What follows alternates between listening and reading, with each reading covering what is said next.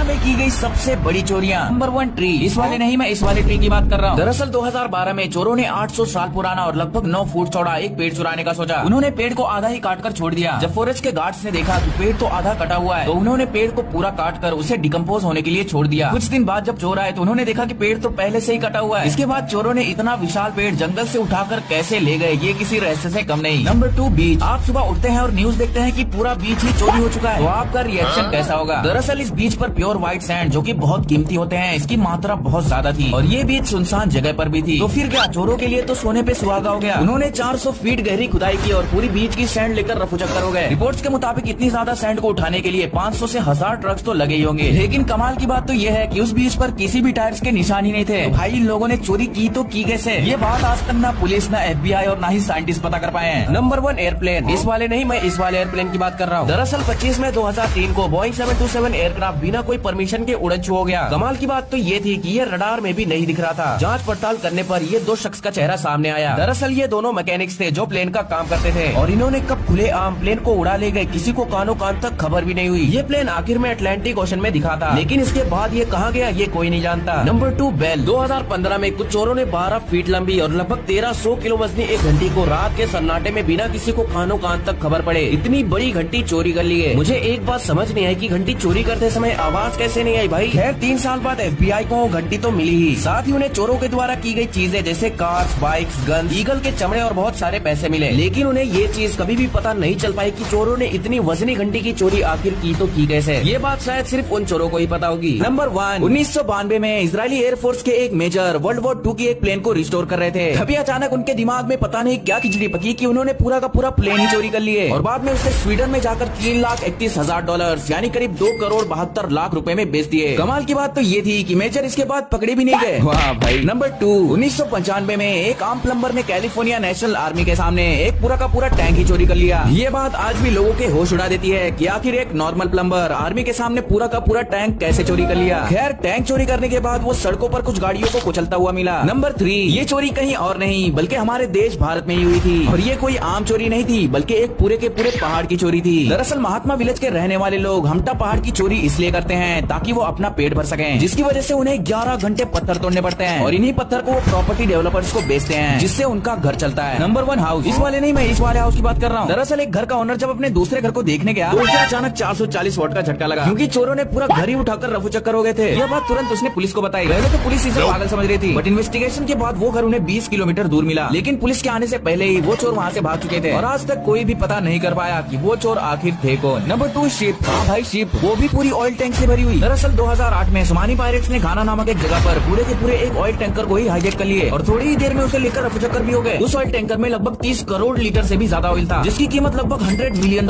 थी। पुलिस और FBI भी हैरान है कि चोरों ने इतनी बड़ी चोरी आखिर की तो की कैसे। Number 3 bridge. मान लो आप रोज जिस ब्रिज को पार करके अपने ऑफिस जाते हो, दूसरे दिन वो ब्रिज वहाँ रहती ही नहीं, तो आपका रिएक्शन कैसा होगा? दरअसल ये घटना बिहार की है, जब चोर एक कंस्ट्रक्शन वर्कर्स के रूप में आए और बड़े प्यार से सबके सामने पूरी ब्रिज को ही लेकर रफूचक्कर हो गए। उस दिन के बाद ये चोर दोबारा कहीं भी किसी को भी नहीं दिखे।